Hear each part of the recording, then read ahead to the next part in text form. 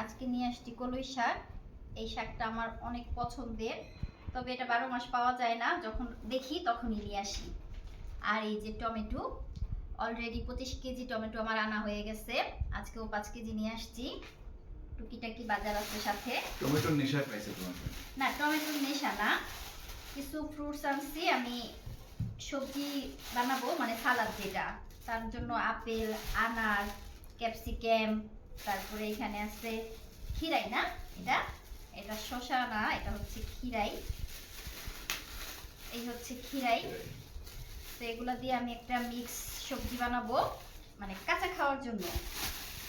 এখানে আছে পোলার চাল, আর হচ্ছে সার্ফ এক্সেল পাউডার। আর এখানে আমার রান্নাঘরের কিছু টুকিটাকি, এগুলা সব রান্না বাড়ার। তো আগে শাক বাছি, শাক বাছা শেষ হলে বাজারটা গুছাবো। ধনিয়া পাতা, এই শাকটা কাটতে অনেক কষ্ট কিন্তু খাইতে অনেক মজা।